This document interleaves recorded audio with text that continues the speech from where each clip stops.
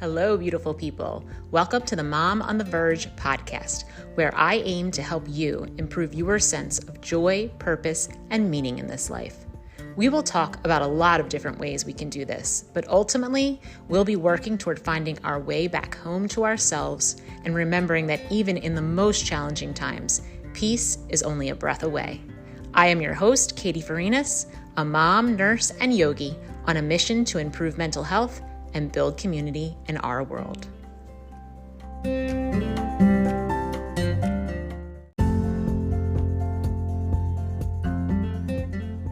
Hi, everyone. Welcome back to Mom on the Verge. Today's episode is fantastic. I'm interviewing Karen Caton Brunings, who is a authenticity and life coach. She's a speaker, facilitator, a fitness professional, and a single mom who is really passionate about authenticity and how we can use it to create a really meaningful life. Karen wasn't always her most authentic self, as you'll hear in our conversation, which really led her to experience some pretty challenging things in her life. But those challenging things opened her back up again to her authentic self, and she has become passionate about helping others do the same thing, helping people to discover and become strong and resilient, and to know that they are beautiful in spite of all of the things that they've gone through, and actually because of them. So I think you're going to love this conversation. I think you're going to get so much out of it. Karen has a webpage if you want to check her out. It's www.authenticallyyours.net. She will be starting a podcast with her business partner, Stephanie Bacon. And the podcast is going to be called Authentically Yours. So you can keep your ears and eyes out for that. And she also has a blog on her website, and she has several great posts on there. But one of the posts I really love is the myth of the good mom. So you can check that out as well. And in fact, I will put all of those things in the show notes, so you don't have to remember them or write them down. You can come back and reference the episode if you want to find her and some of her writing, and be on the lookout for her podcast. So I hope you really enjoy this episode as much as I enjoyed making it, and we will see you next time. Thanks.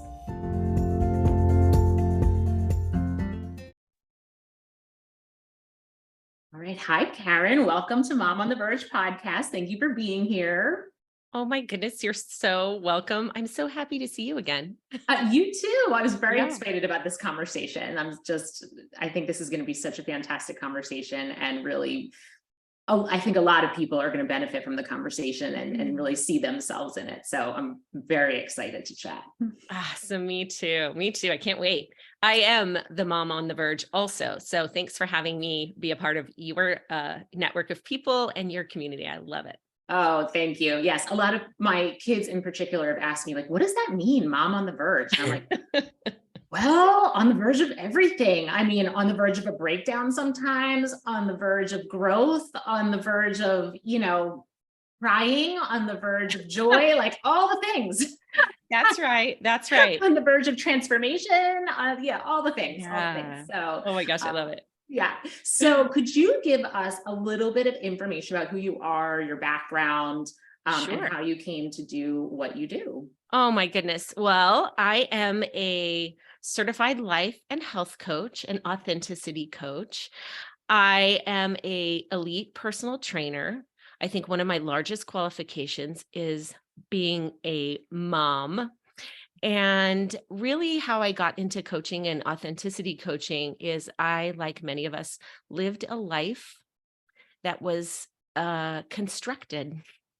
I was an authentic little girl who, as many of us have this happen in our youth, learned that who I was authentically might be dangerous, might not be okay in the world. And I started to gather these limiting beliefs that created a very big problem in my life. I was depressed, I was lonely, I was scared, I was sad, I didn't know who I was. I had that feeling of I'm an imposter. I'm going to get found out. I mean, how many of you out there have had that feeling like they're going to find out?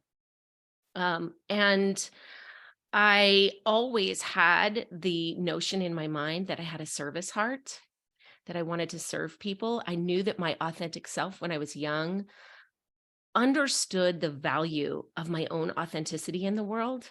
And I could see and feel the authenticity in other people and just had this natural knack to want to draw it out. And so around the age of 10, when that began to change, and I started to construct this version of myself that was really not necessarily my authentic self, um, I I was lonely and depressed. And at the age of 38, my authentic self, who had been in hiding for so long, and my constructed version of myself kind of got locked into a little bit of a battle. That depressive state became really, really hard to manage. And I knew that one of those versions of myself, the limiting belief self or the authentic self, was going to have to go away and die. And those, when they got locked in that battle, they spiraled down. And when everything hit the ground, and I mean, it literally almost killed me. And I mean that, everyone, in the very literalist of senses. And when everything hit the ground and I lifted my head up and I looked at the sort of shattered pieces of this life I had been living, I saw the like shiny, sparkly pieces of myself. And they weren't what everyone had been saying. They weren't scary. They weren't dangerous. And so it was at that point I decided to lean into my authenticity and rewrite that story that many of us believe, which is our authenticity shouldn't be here in the world. And I leaned into that and said, okay, now I am going to be an authentic human. I'm going to be an authentic mother. I'm going to take this magic that's been part of me forever and ever and use it in my work and in my relationships and see what the heck happens. And it has completely transformed the way I do business. I mean, I was, when I got divorced at that time at 38, when everything hit the ground, I ended up getting divorced. And that sort of happens when you've lived a constructed life, and then your authenticity comes out. People can sometimes have a hard time with who you really are. It shifts a little bit. And I was that girl who was like serving everyone all the time, but not from my authentic place, but from a place of fear and wanting to be appreciated and loved, and didn't know that that was already available to me. But then I started to use that authenticity in my work as a personal trainer. And what happened, as often happens when we actually are really authentic in the world, it attracts people who are looking for the space to be authentic themselves. And I just started gathering all of these clients who, you think a personal trainer, people are coming to you to like get fit, Mhm. and that's really not what happens. More often than not, when somebody calls you and says, yeah, I'd like to lose 20 pounds or I want to be stronger, they're actually coming to you because they want to drop the 20 pounds or even heavier amount of weight that they have been carrying on their heart and on their soul. They want to drop the heavy scaffolding that they have built around themselves to be themselves in the world. And when I had my own like authenticity transformation, that's the people I started just naturally attracting. I didn't do anything special. It just was my authenticity was drawing in other people to say, I want that space too. I need that space too. And so my personal training clients were like, this is so much more than just Mhm. coming to lift weights, because there was powerful and intentional conversation happening that allowed people to move their bodies. And that's when I knew that I was really on to something as far as being a coach. That service heart that I've always had, uh, it arrived with my authenticity in a way that felt so real and so right. And my clients were like, you should be a life coach. So then, of course, I went back to coaching school and started to apply coaching principles to my training practice, which then transformed into me being a life coach, which then I really understood very recently, like in the last 2 years, that what I was doing wasn't life coaching. it was about authenticity. I am an authenticity coach, and that really means that I create space for people to discover or rediscover who they are beyond their limiting beliefs, so they can share their authentic, glorious, messy, magical person with their world. And I really create that now in my practice through private coaching, workshops, my soon to be released podcast, Authentically Yours, with my incredible partner, Stephanie Bacon. And as my, in my elite training practice, using movement as a modality for people to draw into their authentic selves. So that's me. That was such a beautiful explanation. I love it. Love every bit of it. I guess I want to back it up for some people who are listening to this and maybe this is a new concept for them. How does someone know if they're not being authentic? How do they recognize, some people, they're walking around, maybe they feel anxious or depressed or unfulfilled, or like, there has to be something more in life. They might be feeling these kind of feelings, but not maybe associating it with the fact that they're not living an authentic life. Like, are there ways that people can recognize that they're doing it? Because I think sometimes these things can be a little hard to identify, because if you're so identified with limiting beliefs that you can't even see the limiting beliefs, maybe you don't even recognize that you're not being your authentic self. Right. I think that often comes from something that is not natural in our world right now, and that is slowing down. Right? When you think about it, how fast do we move? How much space are we really giving ourselves to know who we are? Because authenticity isn't what we do, it's who we are. And most of us are doing, and not paying attention to those feelings that you just talked about, which is, I'm depressed. I feel like something's wrong. I mean, I thought to myself for years, something is like physically wrong with me. Mm-hmm. And it was because I was moving so fast and moving so much and trying so hard to avoid the noise that was in there. It wasn't until I slowed down. And so it's that chatter in our brains, that feeling in our heart, is the knowing that there's something missing when it comes to our authenticity. It literally is that simple. If that's there, your body, your mind, your heart is trying to tell you a story. And until you pause to listen and really know what that is, and do some, like, I consider what I do really, like, you'll relate to this. It's like thought yoga, right? Mm-hmm. It's creating space to breathe, to look at yourself from different angles, to challenge what you think is possible for you and who you think you are, and just play and try. More often than not, when we take that time to listen to the chatter, to be with it, we really discover that we're far much more, and we're far more okay than we thought we were. You just have to have the space and the time and the slow down enough to know it. And boy, don't we live in a world that says, keep on moving, sister. Yes. Don't pause. Don't stop. That discomfort that we feel, we take it as a sign that something is very bad. And that's not true. It's actually something is calling you. And more often than not, what's calling you is you. That's great. And I think also when we have those feelings, the culture doesn't teach us to do what you're saying, which is slow down and stop and listen. I think more often than not, we think the solution or the answer is more money, more things, better job, better title, better house. We think that if we get more, that feeling will go away. But right. We're just chasing after something that we'll never catch.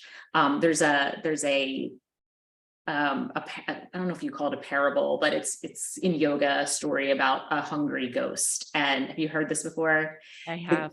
Okay, Yes. so the hungry ghost, and he keeps trying to eat and eat and eat and eat and fill the stomach, but the stomach just never gets full. And that is similar to what I'm trying to explain, is that we think the more and more and more we chase after, that eventually somehow we'll land in peace, we'll land in enough. Yeah, But we'll never land in enough unless we're enough inside of ourselves, that's because right. enough always comes from inside, it never comes from outside. But that's not really the message that we get as children and even as adults. No, we're trained to look at ourselves very microscopically, very narrowly. And my work and authenticity work is about raising your head up and looking at yourself more through like a kaleidoscope. And you're right, we live in this world that like every turn, every place that we go, it is another message to be pulled away from our authentic self and to align with the limiting beliefs and to create a version of ourselves in the world that just is uncomfortable. Like I really feel like for me, what happens, what limiting beliefs, well, let's start with this. What are limiting beliefs? What is that? And really what they are is opinions and thoughts about ourselves and the world around us that are unconsciously based on the interpretations or the misinterpretations of our life experience. And boy, I had an experience as a little girl. I remember the very first time that a limiting belief was laid on top of me, that then I started to construct the scaffolding around me about who I was supposed to be in the world. I was 10 years old. And everybody that's listening, I'm almost 51. And I was like 10 and I was at school and I saw this special on Sally Ride, who was the first female astronaut. I, in my sparkly, authentic self, who hadn't been constructed around yet, was so excited because at that point, when you're living authentically, you think that everything is available, everything is possible. And I knew, I was like, I want to be an astronaut. I went home. My dad was there, and bless his heart, I run in and I say, Dad, guess what? I'm going to be an astronaut. I want to be Sally Ride. I want to be just like her. And he said to me, turned around and he said, Karen, women aren't astronauts. And I said, well, what, Dad, what about Sally Ride? Like, she's doing it. Like, I know in this sparkly place inside of me that I could be her. If I go to college, if I get really smart, I can make this thing happen. And my dad said to me, and little backstory, no one in my family up to that point had ever gone to a 4-year institution. My dad said, college, you don't need to go to college, honey. Like, you can find other things to do. And so what that conversation led me to believe about myself was that I was not enough, that dreaming outside of the 4 walls of my home was dangerous and not a good idea, that I could not create abundance, that there wasn't abundance around me and my family to even go to college. And that moment started me building this cage around myself, that then I started to look for all the truth in it, because limiting beliefs really often come from the places and the people in our life that we trust, right? Mm-hmm. And then the stronger the belief, the stronger the draw to the person or thing that's telling us that story, the more dedicated we become to proving those limiting beliefs right. Yeah. And we look for them everywhere. Yeah. And we construct that safer version of ourselves. And like I said, it's like scaffolding. And if you think of how that gets constructed around us, it's like our authentic self, people can see it. People can see us. But when we're bumping up against each other, there's this metal around us. So it feels awkward in relationships. It's like hard. I can't get to you all the way. Mm-hmm. I can't touch the core because there's this metal around. That's how it feels. Like when you think about it, that's really how it feels. And the purpose of these limiting beliefs actually has a positive intent. My father that day wasn't trying to make me think I wasn't enough, right? That's not how we build these cages around us. It really is about safety and survival. right? Because limiting beliefs are there to protect us from the potential, and I'm saying the potential of future discomfort that our world has deemed very dangerous. And that really is, I think, the story that authenticity coaching and coaching can change, because discomfort allows us to learn resilience. And it's an important part of the human experience. But those limiting beliefs that we build around ourselves, they're strong, and it takes a lot of consciousness and space and flexing that muscle over and over again to deconstruct that scaffolding around ourselves. Yeah. And the Yeah. price of those limiting beliefs is living in constant discomfort of inauthenticity instead of taking a chance on our authenticity and maybe having something be difficult or uncomfortable later. We rather just live sort of uncomfortably than actually have something happen that feels a little uncomfortable later. Mhm. And it's possible to just be who we are now and be comfortable and handle the things that come into our life.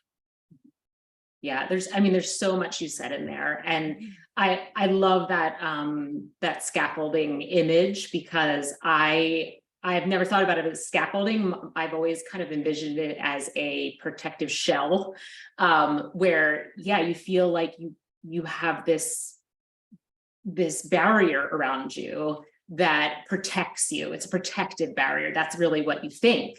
But it's really not protecting you, and it's not serving you. It's actually harming you and chipping away at your soul little by little by little. And when you can be brave enough to dismantle it or break through the barrier and just be truly authentically yourself and heart centered and heart forward, and feeling safe inside yourself, feeling safe inside your own body, you then feel safe to put yourself out there, and people receive that really well. I mean, people respond to that so beautifully. So all of this, trying to protect ourselves and hide ourselves for fear of being hurt or not accepted or, cast out, or whatever the fear is that's underlying, actually never comes true.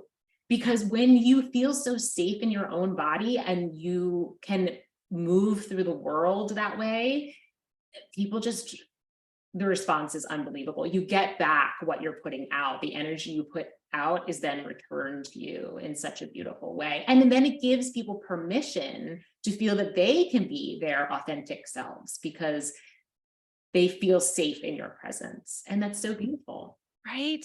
And Yeah. it really is, it really is quite interesting if you really look at it, because living inauthentically is incredibly painful. Mhm. But somehow we've decided in our minds that it's less painful than maybe having something happen a little later that causes you to come up against your authenticity in a different way. Like, we're trading off constant pain for potential pain that, like you said, may Right. never come. I mean, think about it this way too. Like, everybody out there, close your eyes for a second and think about the people that you are attracted to in your life, the people that, like, you want to call up and have a coffee with, or go for a walk with, or spend your time with, right? Think about those people.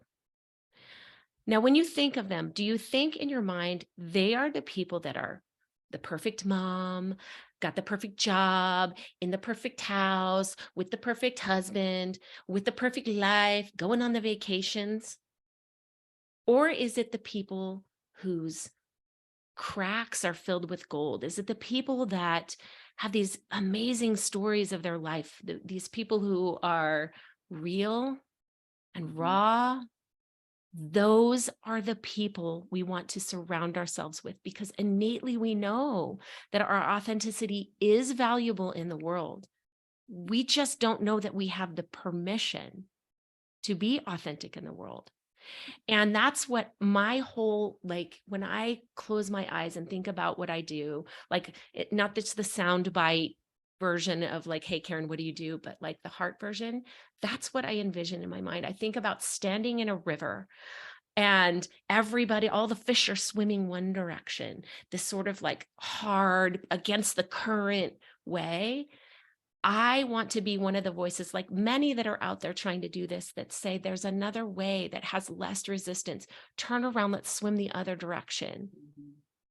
Because we all deserve to be our authentic selves in the world. And the more of us that do, just like what you're doing, Katie, the more of us that do it, it is permissive to other people to do it as well.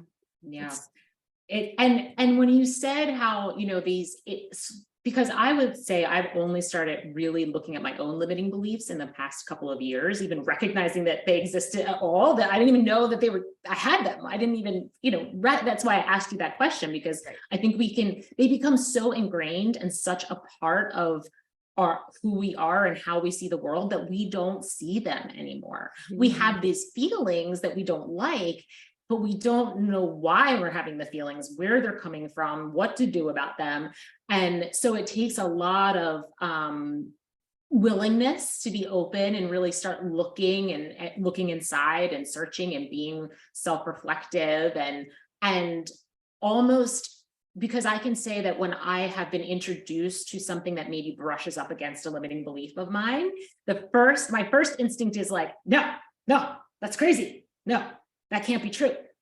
And I still have that reaction, but now I have the ability to self-reflect and say, well, wait a minute. Why don't I just say, what if? Why don't I say, what if, and see what happens, to be open to it and really decide on my own whether or not I believe this thing or not, because these limiting beliefs did come from the people in our lives that loved us the most and that we loved the most. And we had a tremendous amount of trust in what they were telling us. And they were only trying to keep us safe. There was no malintent. That's right. So it's hard to then realize that actually those things that the people you loved and trusted told you are harming you in your life. And when you believe something, I'm sure a lot of people are aware of confirmation bias, but when you believe in something, then that thing tends to keep showing up and proving that belief. So it really does take a lot of work to change that. Yeah, consciousness is hard because we live in a world that likes us to be unconscious. We buy more, us not liking ourselves, us not showing our true selves is really difficult for the economy. Like it would be really hard for the economy. Yeah, it is a turning around in the river and doing it a completely different way than the rest of us then we've been doing it our whole lives. Then our parents did it, then their parents did it. If you understand that it is historically about safety and survival, and you ask yourself the question in these moments that these limiting beliefs come through you, or you have that grainy feeling or those grainy thoughts, asking yourself the question, is it true? Then it feels less like a daunting experience. It's just asking the question, is that belief really true? Is it?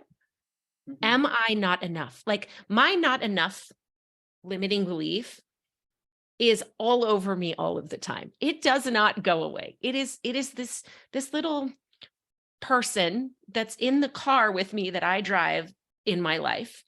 And man, she comes out and wants to make a lot of noise. And I have to ask myself in moments where I'm doing things like interviews like this or my business, where I'm having that belief, where I'm confronted with, you are not enough. You are not enough. If I simply pause long enough to ask myself the question, is that true? My authentic self knows that it isn't. And when you have to call yourself to that answer, no, it's not true, then you can begin to work through sort of systematically in a way, changing that thought. We don't do thought gymnastics. We believe what we think the minute we think it, and end of story.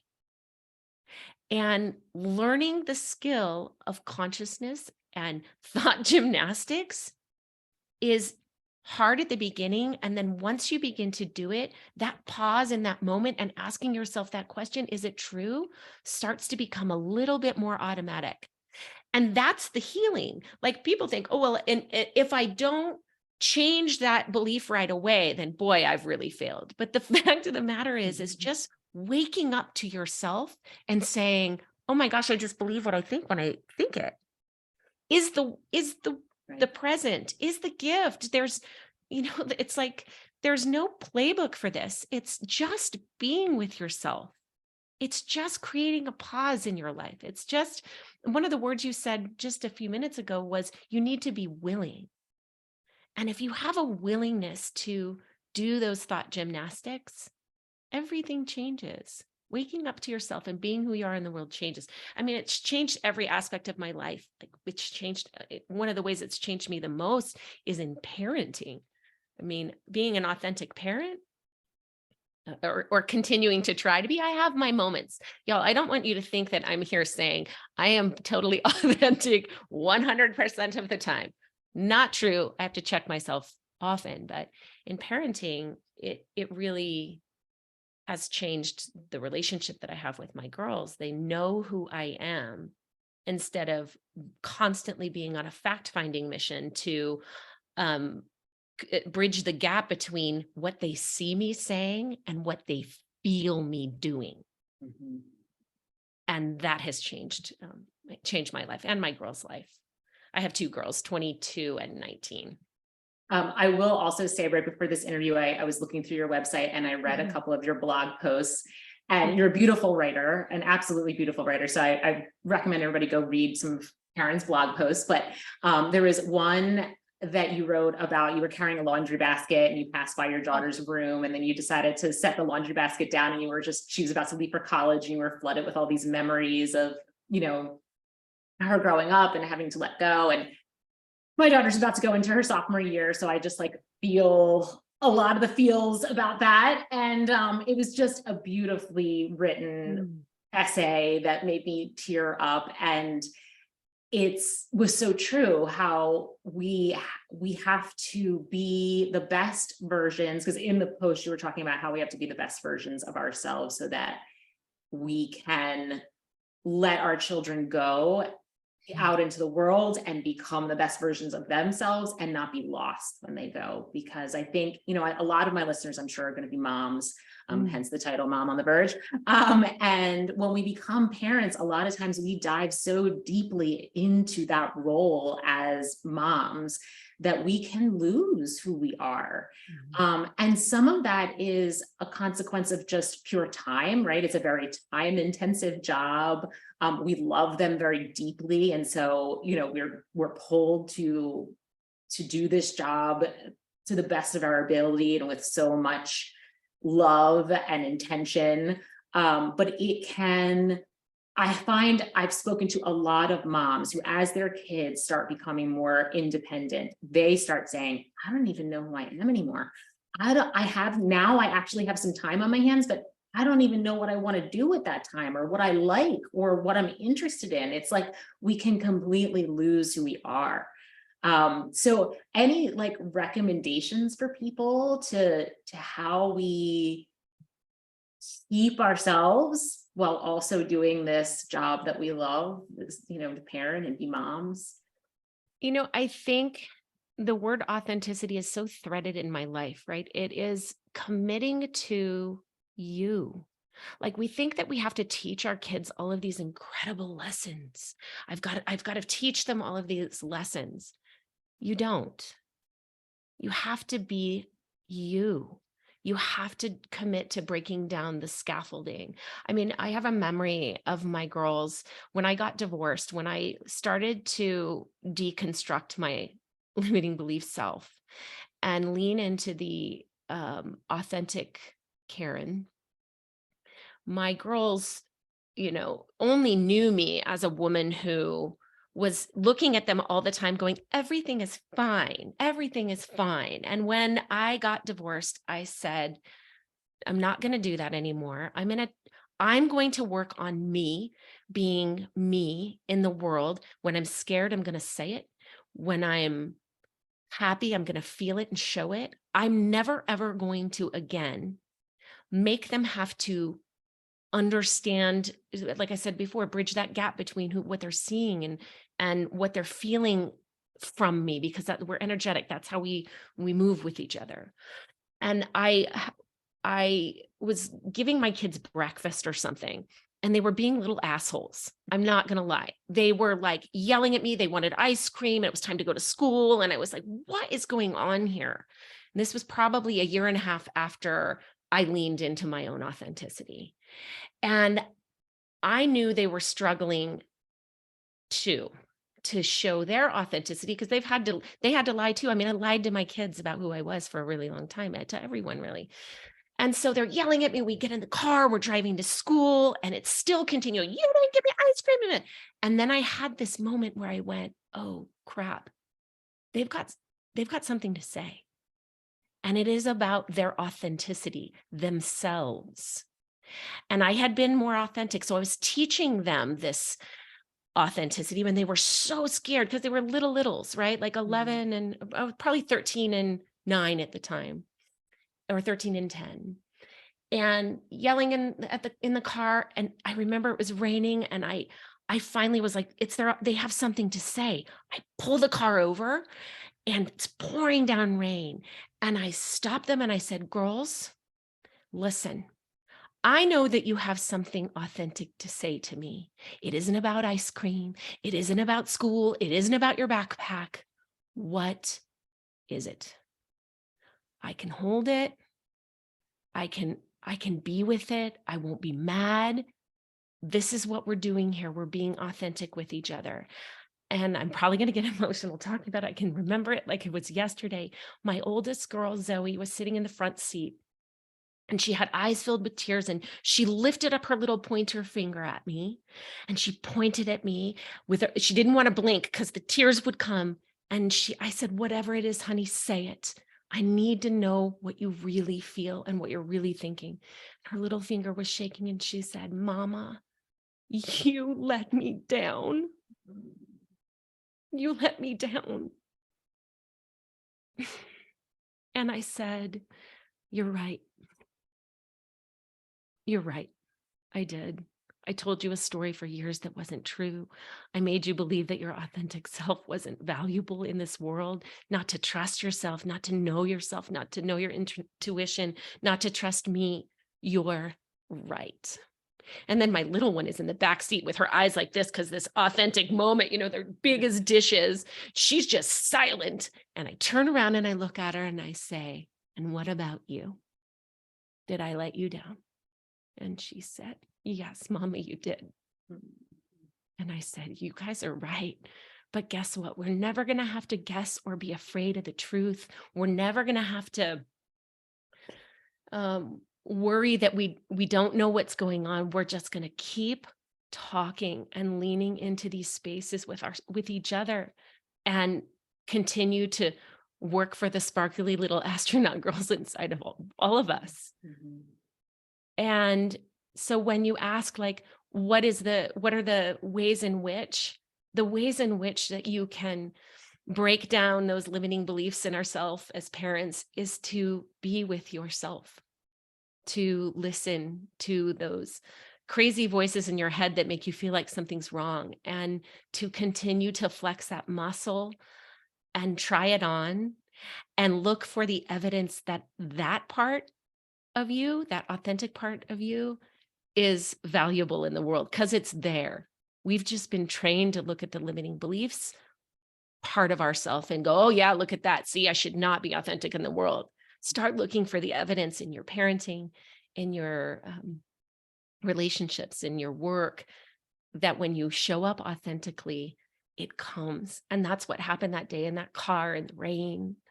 Was I showed up authentically for those girls with my heart, and they did too. And that changed, honestly, the trajectory of my life with them. Is it perfect? Nope. But what it really truly is authentic. And thank you for sharing that story. And I can feel so deeply what when you told that story and they said, you let me down, because Mm. as a mom, that is probably the one sentence you don't ever want to hear your child say to you. But the fact that you created a space that they felt safe to say that to you, and then that your response was like, yeah, I see you. I see you and I see your experience and I validate it. Mhm. Huge, It huge was true healing. because it was true. I think oftentimes when we're unconscious, we don't want to believe that we're fallible, or that sometimes we screw up and we don't Mhm. get it right. Like, we rather defend this constructed version of ourselves than actually tell the truth of who we are.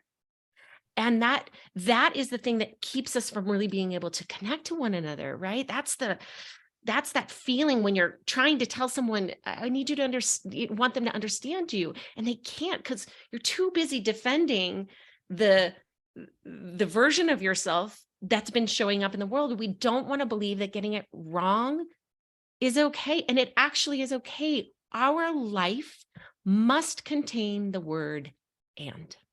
Mhm. I am soft and strong.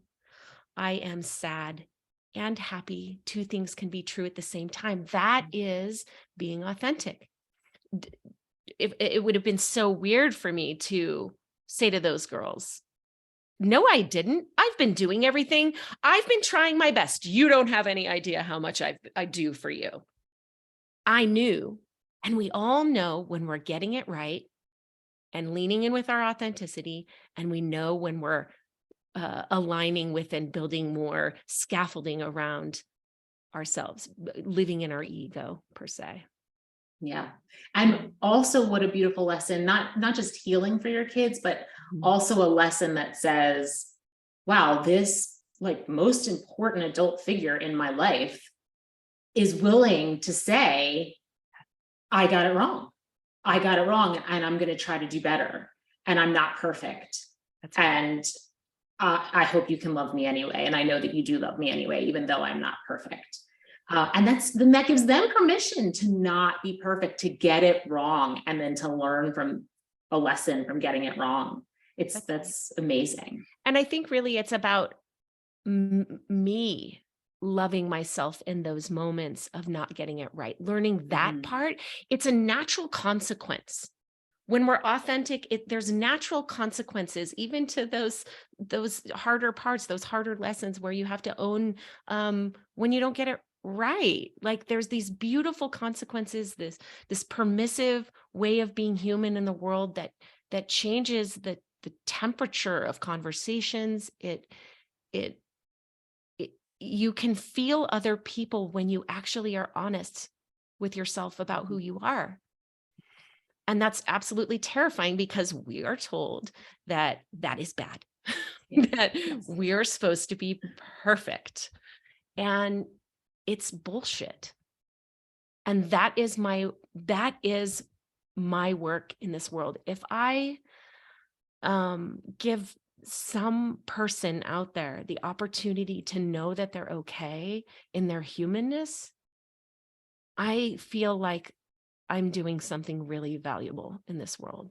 If I can use this amazing gift that I have in my heart to know the value of my own authenticity and draw it out in other humans to raise the collective vibration, even if it's one or two people, gosh, I feel like this is such a valuable life I'm living. And Absolutely. And every person you do that for will affect somebody else in their orbit. And like, right. ripples in a pond, it's just going to spread That's right. outward. Yeah. That's right. And that like, and if that invitation of just, I'm not a magician, I'm not doing anything super special. I'm just trying to constantly be conscious and constantly be authentic as much as possible. As much as possible.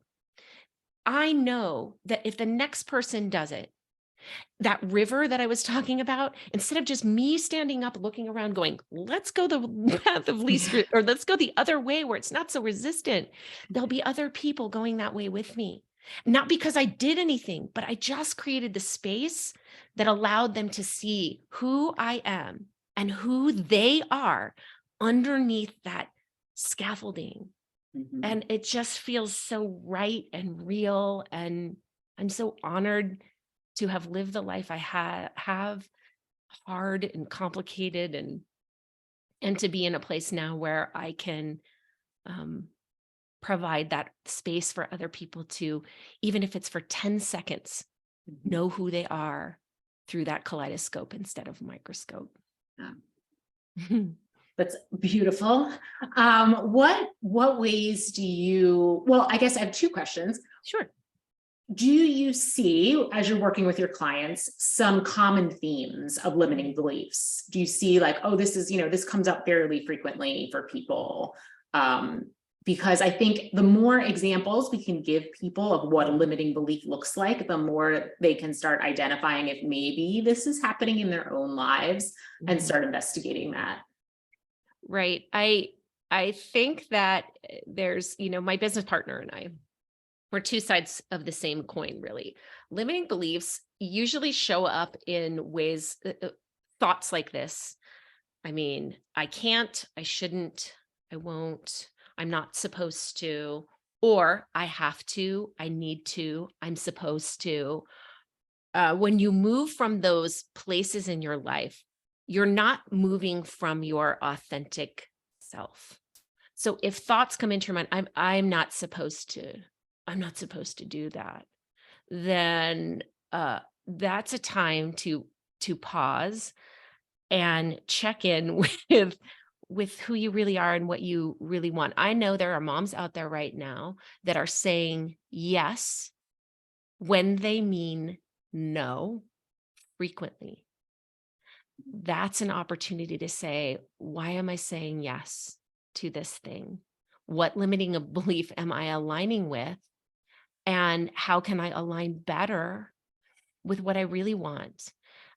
For some women, that's saying no to the 15th carpool, saying yes to carpool for the 15th time in a week.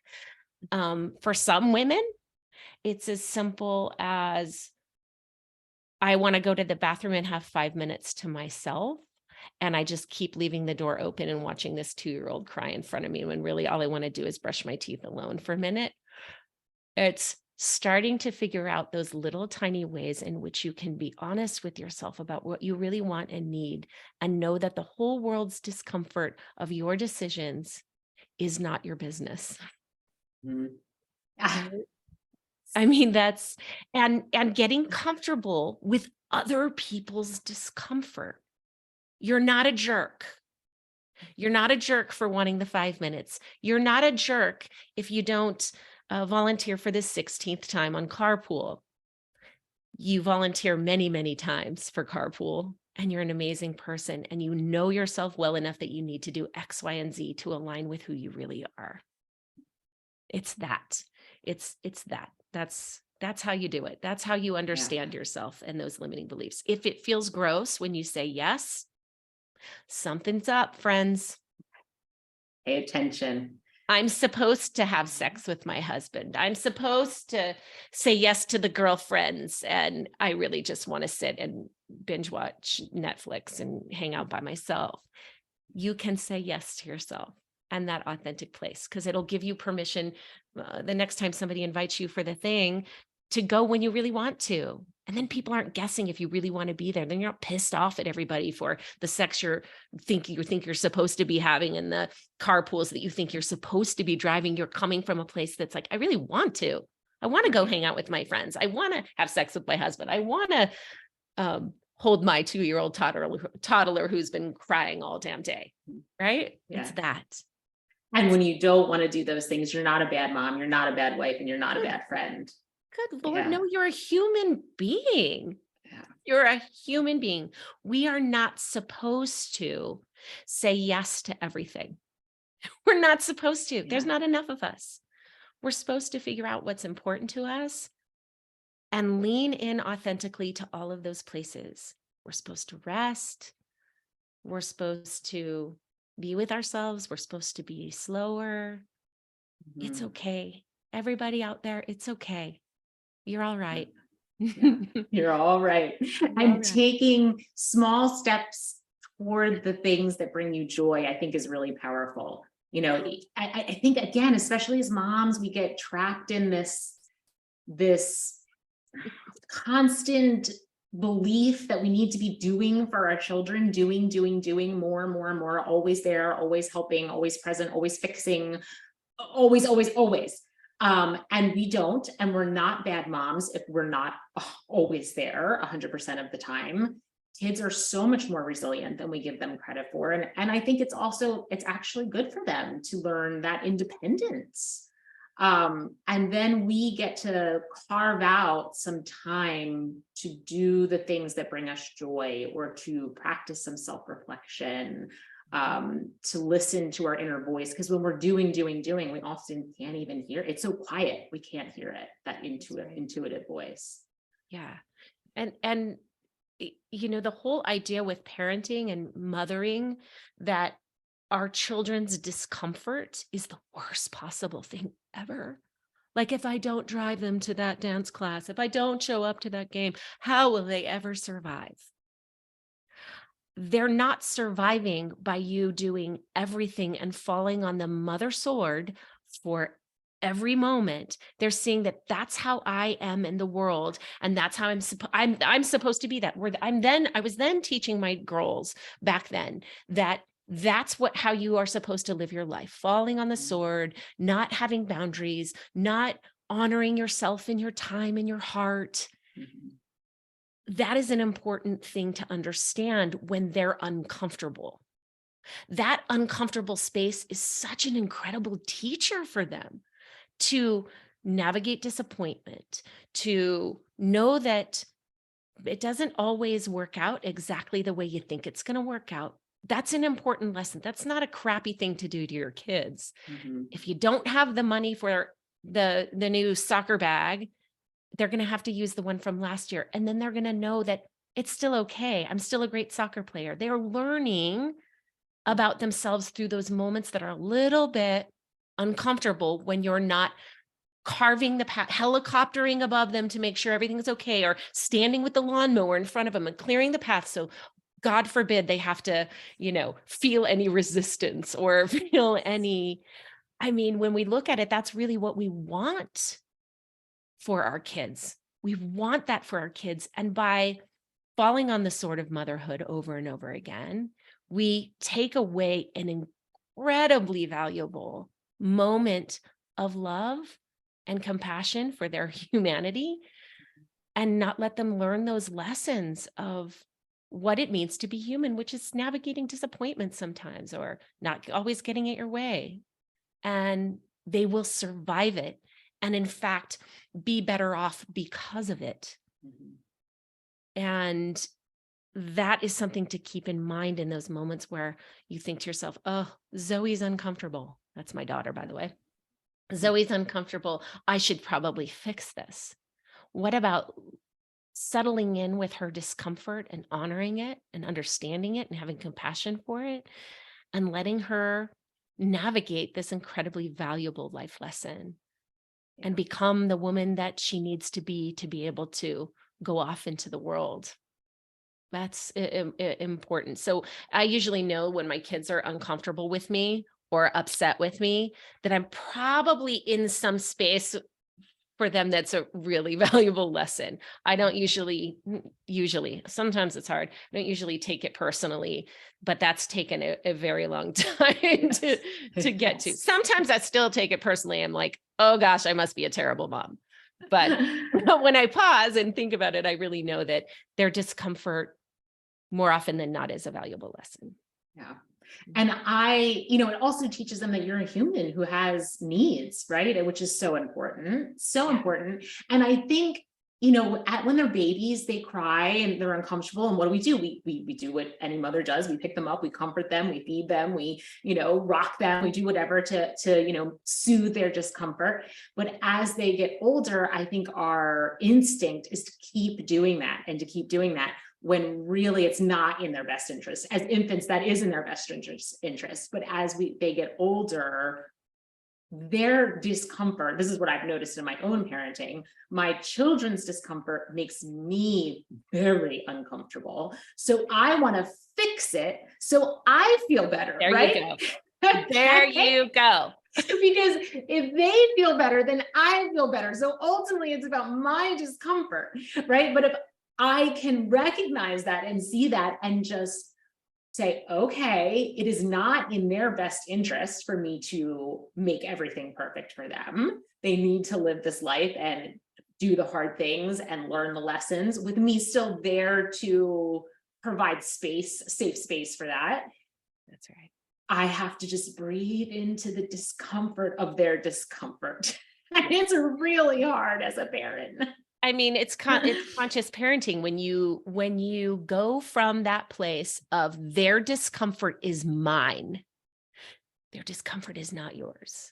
When you can extricate yourself from their discomfort is their discomfort and it's okay, and my discomfort is my discomfort and it's okay, then you're really consciously parenting, like, Dr. Chevalier. I don't know if any of you have not read Dr. Chevalier's book, Conscious Parenting. Please check it out. It's a great amazing book. Yeah. We can extricate ourselves from that and let our kids live their own life lessons. I mean, that was something that was, I leaned into that so much when I got divorced and I was, really trying to be more authentic. I mean, going back to coaching school, I took money, y'all, I took money from my kids' college to send myself to coaching school. I wanted them to know that valuing yourself and investing in who you are has an added benefit for everyone around me. I knew I had to show them that just by doing it. I took a solo trip to Cambodia and coached people at a nonprofit school in Cambodia, and I traveled around solo, and it was a lesson for my girls to understand that I can put myself first. I can put myself first, and they can too. And their discomfort with it was totally okay. Yeah. That's great. Yeah. All right. Well, last few questions here, because I want to honor your time. Sure. Do you have any recommendations for some simple practices that people can incorporate into their life to start maybe recognizing where they're holding limiting beliefs and listening to their authentic selves? I think it goes back to practicing the pause, right? And asking yourself, like I said before, is it true when something comes up? That is the most simple way to start. And you don't have to do a 180-degree shift. You have to know yourself and ask yourself if it's true. Like when somebody asks you, do you want to come over? And you say yes, and you really mean no. If it is not true that you want to go over, can you make a shift that feels right for your authenticity? And I think that word willingness is another thing. Trying to force yourself to be authentic when you're not ready does not make any sense. Ask yourself if you're willing.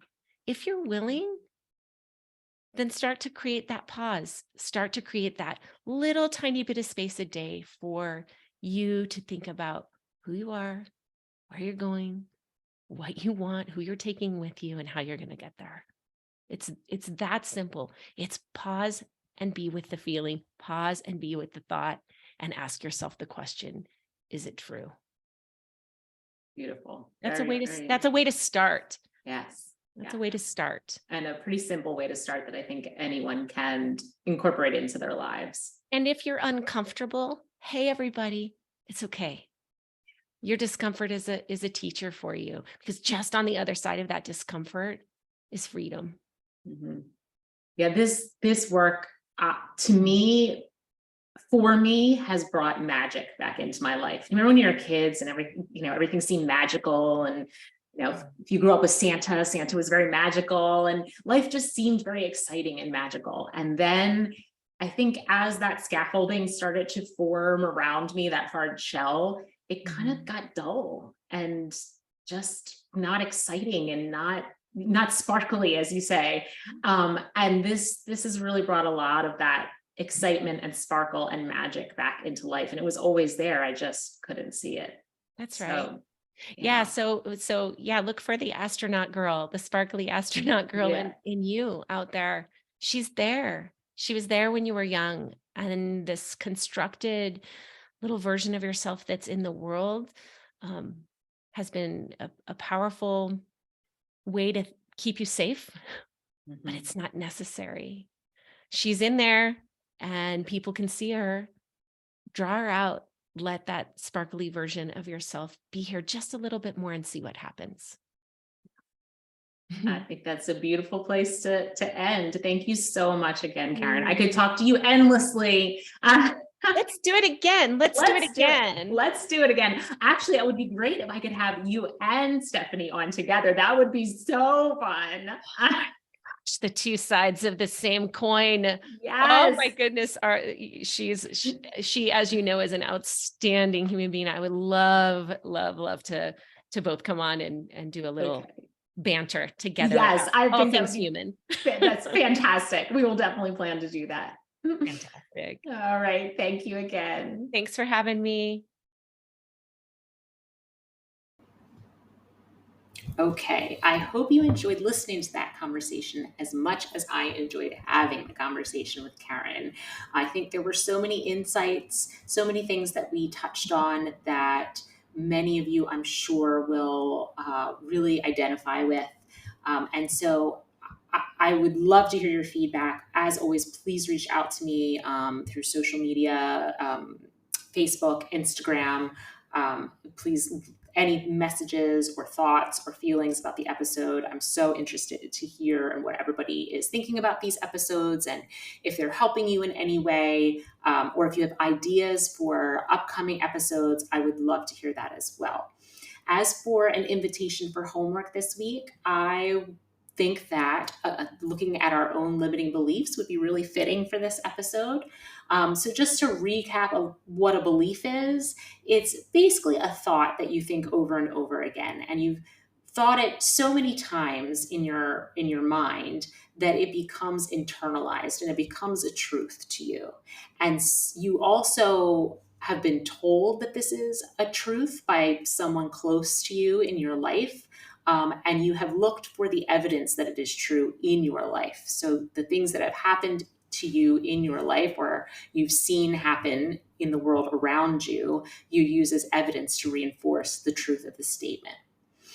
And beliefs lead to our thoughts, and our thoughts lead to our feelings, and our feelings lead to the actions that we take, and our actions create our reality. So if we want to change anything in our reality, in our life, we need to change our beliefs so that they change our thoughts and feelings and actions. So we need to basically change the lens through which we are looking at life. But first, we need to be able to identify what needs to change. So when you're looking at a belief and deciding if you think that it is a limiting belief or not a limiting belief, you want to look at how the belief makes you feel. Does it make you feel open and expansive and joyful and loving and happy? Or does it make you feel constricted and confined and scared and fearful? How does the belief impact the way in which you make decisions, the opportunities that you see in the world? Does the belief limit your view of what is available to you, or does it make you feel expansive and like anything that you desire, that you want to manifest in your life, you can? How does the belief influence the actions that you take in your life?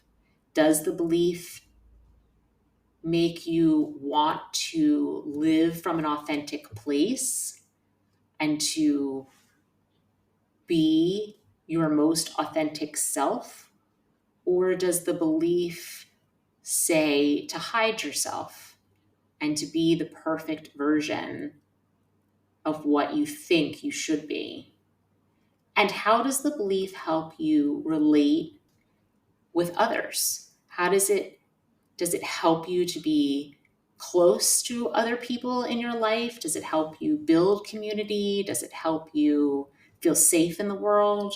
Or does the belief separate you from people and not allow you to get close to others?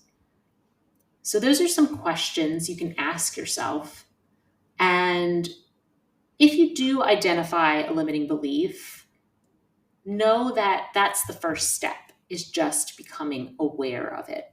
Sometimes it's really hard to change those beliefs. They've been ingrained in us from when we were very young children.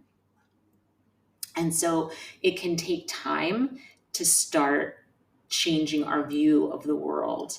But just the sheer act of questioning whether a belief is true or not, and how a belief is impacting your thoughts, feelings, and actions, is a huge step in the right direction. And I'd also invite you, when you're doing this, to do some journaling around this topic.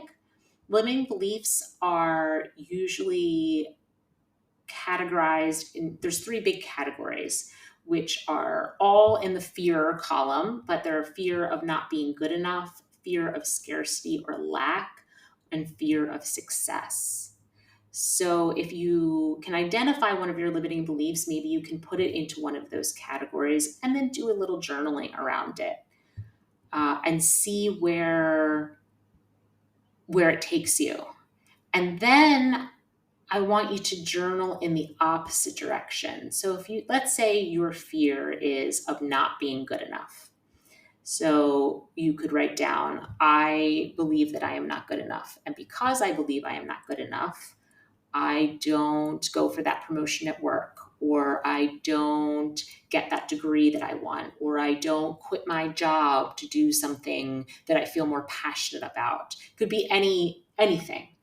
And then I want you to flip the script and say, if I dropped this belief, if I believed I was good enough, what would I do? What would my life look like if I no longer held this belief? And then just let it flow. What would your life look like? How would it change? How would it change in the realm of your family, your friends? If you're a parent, how would it change your parenting? How would it change work? How would it change how you feel inside your body every day? Just play with it, because there's nothing to lose, right? It's just a piece of paper. So if you can set down that limiting belief and just see how your world would change, it's really powerful. So I invite you to do that exercise, and I would love to hear from anyone who does do the exercise, how they felt after they did it, and how they feel maybe it has changed their way of moving in the world afterwards. I thank you so much for listening. I really hope you got something out of today's episode, and know that you are loved for your authentic self, and you never have to be anything other than that. See you next time.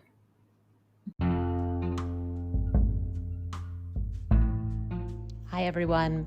If you enjoyed this episode or any of our other episodes, I ask that you please like the show, follow, subscribe, or share. The way that podcasts work is the more people that do one of those things, the more likely it is that when someone's looking for a podcast to listen to, our show will pop up for them. I started this podcast because I really see there's a great need in our world for people to feel more peace, joy, love, and acceptance in their lives. And I think we can do that when we have a greater sense of self-awareness. We can become conscious creators of our own lives. and I'm seeking to do that for as many people as possible. So if you could help me by liking, sharing, or subscribing to the show, I'd really appreciate it. And hopefully someone hears a conversation that changes their life. Thank you again, and I'll see you next time. Much love.